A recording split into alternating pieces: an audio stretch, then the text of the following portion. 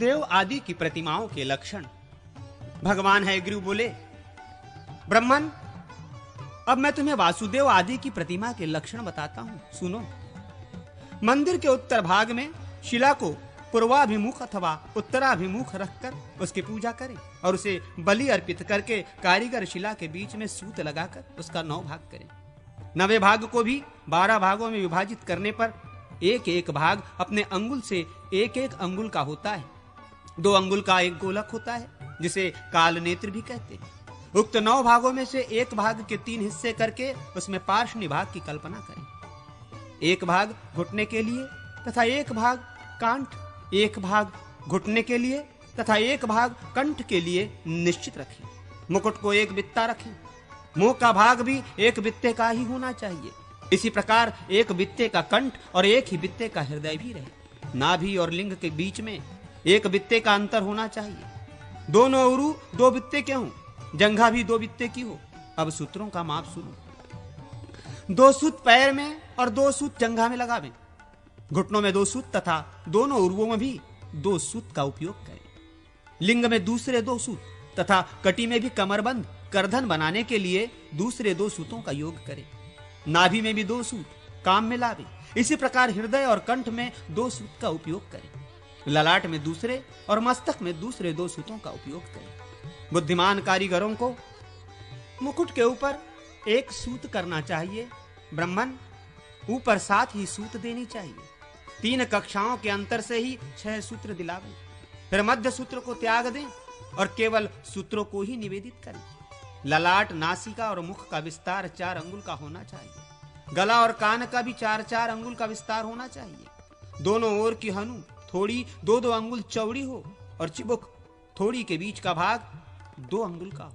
पूरा विस्तार 6 अंगुल का होना चाहिए। इसी प्रकार ललाट भी विस्तार में 8 अंगुल का बताया गया है। दोनों ओर से शंख 2-2 अंगुल के बनाए जाएं और उन पर बाल भी हों। कान और नेत्र के बीच में 4 अंगुल का अंतर रहना चाहिए।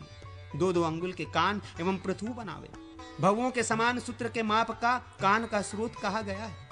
बिंधा हुआ कान 6 अंगुल का हो और बिना बिंधा हुआ 4 अंगुल का, अथवा बिंधा हो या बिना बिंधा, सब चिबुक के समान 6 अंगुल का होना चाहिए। गंधपात्र, आवर्त और शष्कुली कान का पूरा घेरा भी बनावे। 1 अंगुल में नीचे का होठ और आधे अंगुल का ऊपर का होठ बनावे। नेत्र का विस्तार आधा अंगुल हो और मुख का विस्तार 4 अंगुल हो। मुख की चौड़ाई 1.5 अंगुल की होनी चाहिए। नाक की ऊंचाई 1 अंगुल हो और ऊंचाई से आगे केवल लंबाई 2 अंगुल की रहे। करवीर कुसुम के समान उसकी आकृति होनी चाहिए। दोनों नेत्रों के बीच 4 अंगुल का अंतर हो। 2 अंगुल तो आंख के घेरे में आ जाता है, सिर्फ 2 अंगुल अंतर रह जाता है।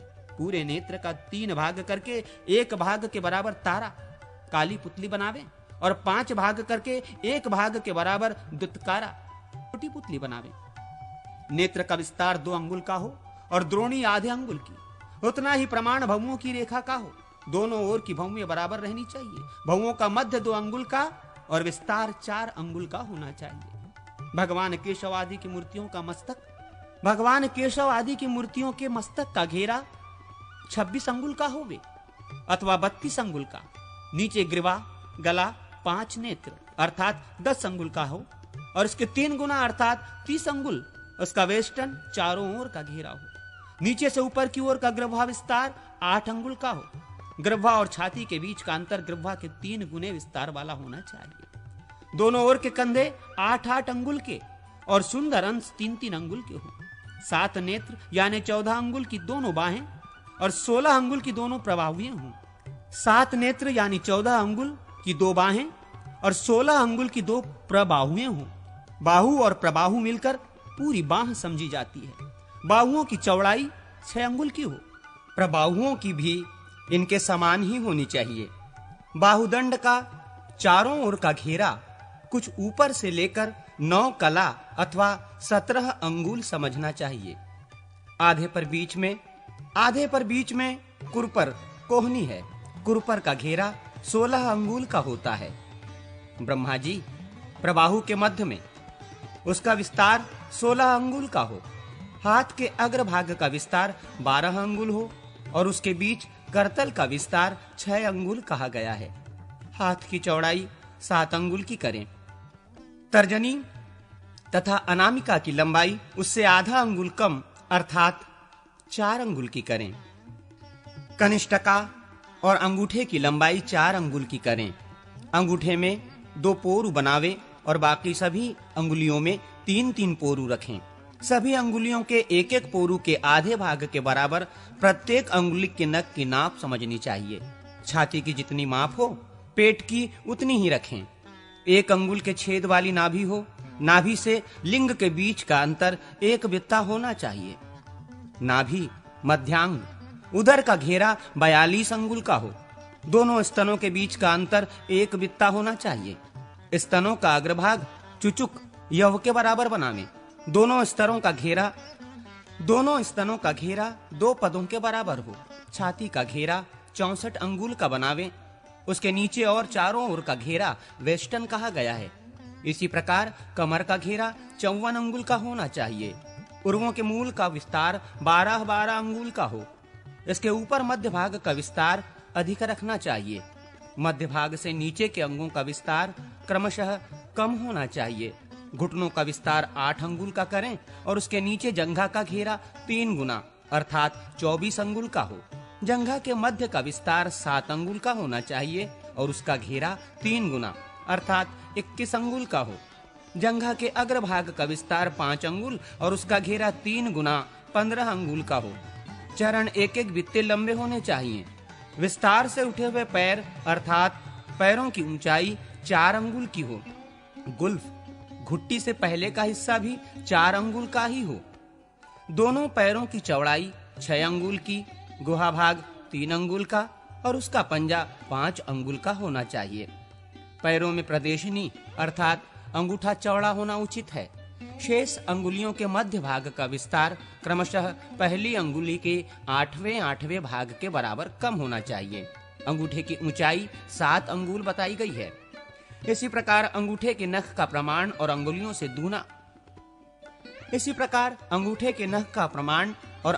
से दूना रखना चाहिए। दूसरी अंगुली के नख का विस्तार आधा अंगुल तथा अन्य अंगुलियों के नखों का विस्तार क्रमशः जरा कम कर देना चाहिए। दोनों अंडकोश 3-3 अंगुल लंबे बनावें और लिंग 4 अंगुल लंबा करें। उसके ऊपर का भाग 4 अंगुल रखें। अंडकोशों का पूरा घेरा 6-6 अंगुल का होना चाहिए। इसके सिवा भगवान की प्रतिमा सब प्रकार के भूषणों से भूषित करनी चाहिए। ये लक्षण उपदेश्य मात्र संक्षेप से बताया गया है। इसी प्रकार लोक में देखे जाने वाले अन्य लक्षणों को भी दृष्टि में रखकर प्रतिमा में उसका निर्माण करना चाहिए। दाहिने हाथों में से ऊपर वाले हाथ में चक्र और नीचे वाले हाथ में पद्म धारण करावें। बाएं हाथों में से ऊपर वाले हाथ में शंख और नीचे वाले हाथ में गदा बनावें। ये वासुदेव श्री कृष्ण का चिन्ह है, अतः उन्हीं की प्रतिमा में रहना चाहिए। भगवान के निकट हाथ में कमल लिए हुए लक्ष्मी तथा वीणा धारण किए पुष्टि देवी की भी प्रतिमा बनावें। इनकी ऊंचाई भगवत विग्रह के उर्वों के बराबर होनी चाहिए। इनके अलावा प्रभा मंडल में स्थित मालाधर और विद्याधर का विग्रह बनावें। प्रभा हस्ती आदि से भूषित होती है। भगवान के चरणों के नीचे का भाग अर्थात पादपीठ कमल के आकार का बनावें। इस प्रकार देव प्रतिमाओं में उक्त लक्षणों का समावेश करना चाहिए। पिंडी आदि के लक्षण। भगवान हयग्रीव कहते हैं, ब्रह्मन, अब मैं पिंडियों का लक्षण बता रहा हूं। पिंडी का लंबाई में प्रतिमा के समान ही होती है, परंतु उसकी ऊंचाई प्रतिमा से आधी होती है। पिंडिका को 64 कूटों पदों या कोष्ठकों से युक्त करके नीचे की 2 पंक्ति छोड़ दें और उसके ऊपर का जो कोष्ठ है उसे चारों ओर दोनों पार्श्वों में भीतर की ओर से मिटा दें।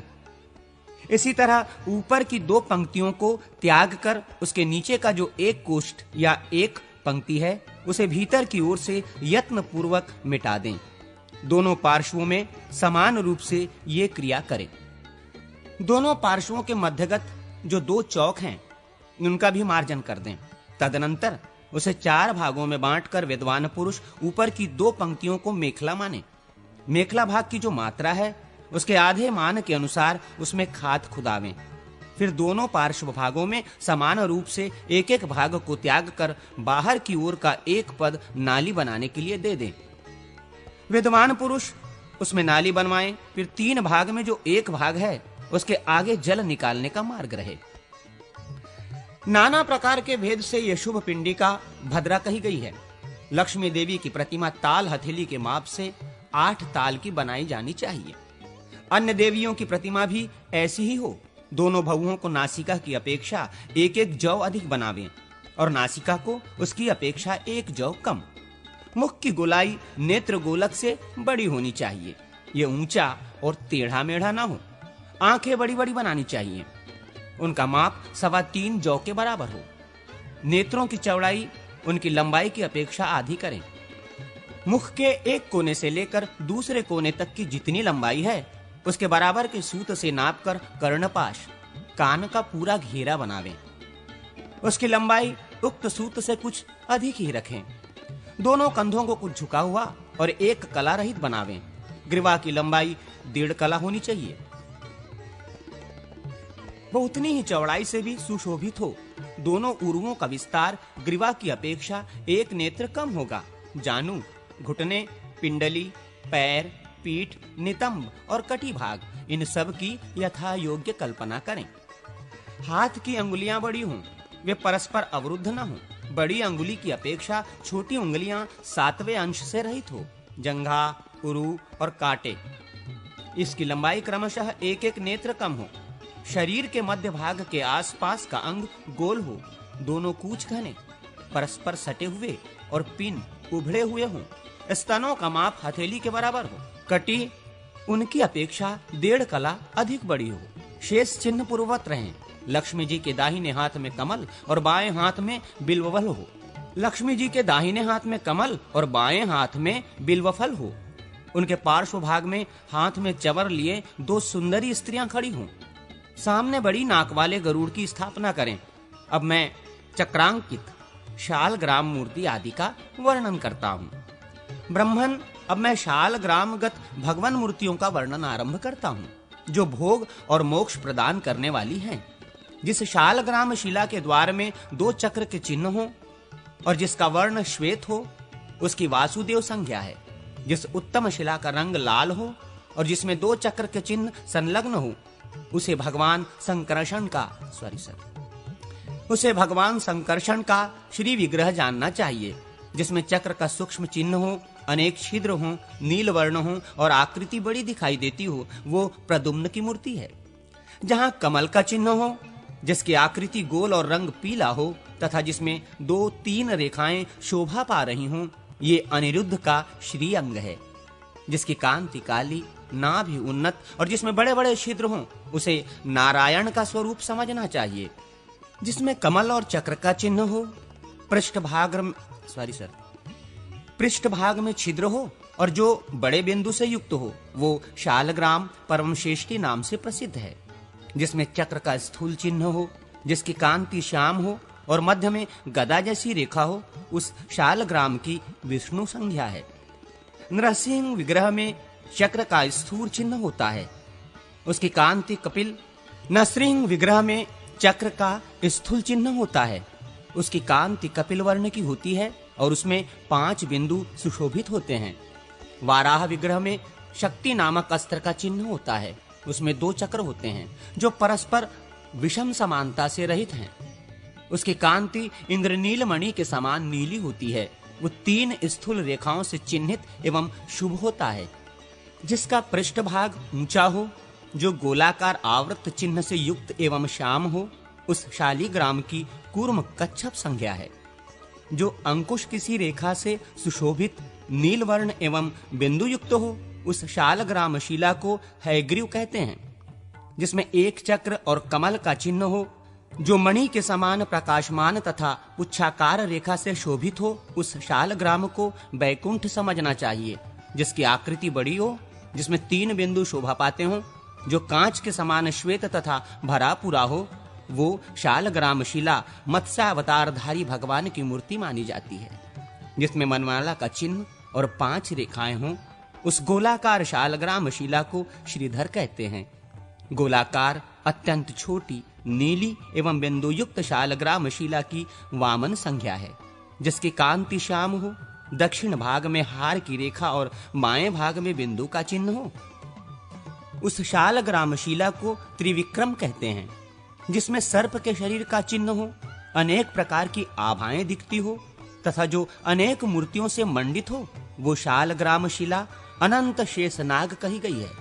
जो स्थूल हो, जिसके मध्य भाग में चक्र का चिन्ह हो तथा अधोभाग में सूक्ष्म बिंदु शोभा पा रहा हो, उस शालग्राम की दामोदर संज्ञा है। एक चक्र वाले शालग्राम को सुदर्शन कहते हैं। 2 चक्र होने से उसकी लक्ष्मी नारायण संज्ञा होती है। जिसमें 3 चक्र हों, वो शिला भगवान अच्युत अथवा त्रिविक्रम है।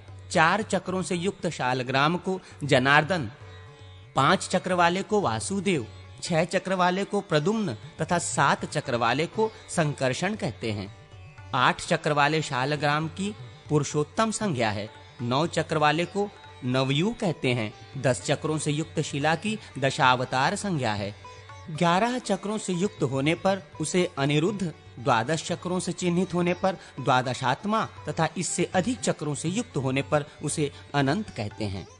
ब्रह्मन, अब मैं तुम्हारे सम्मुख पूर्वोक्त चक्रांकित शालग्राम विग्रहों की पूजा का वर्णन करता हूँ, जो सिद्धि प्रदान करने वाली है। श्री हरि की पूजा 3 प्रकार की होती है: काम्या, अकाम्या और उभयात्मिका। मत्स्य आदि 5 विग्रहों की पूजा काम्या अथवा उभयात्मिकता हो सकती है। पूर्वोक्त चक्रादि से सुशोभित वराह, नरसिंह और वामन, इन तीनों की पूजा मुक्ति के लिए करनी चाहिए। अब शालग्राम पूजन के विषय में सुनो, जो 3 प्रकार की होती हैं। इनमें निष्कला पूजा उत्तम, सकरला पूजा कनिष्ठ और मूर्ति पूजा को मध्यम माना गया है। चौकोर मंडल में स्थित कमल पर पूजा की विधि इस प्रकार है: हृदय में प्रणव का न्यास करते हुए षडंग न्यास करें, फिर करन्य न्यास और व्यापक न्यास करके 3 मुद्राओं का प्रदर्शन करें। तत्पश्चात चक्र के बाह्य भाग में पूर्व दिशा की ओर गुरुदेव का पूजन करें। पश्चिम दिशा में गणका, वायव्य कोण में धाता का एवं नैऋत्य कोण में विधाता का पूजन करें। दक्षिण और उत्तर दिशा में क्रमशः कर्ता और हर्ता की पूजा करें।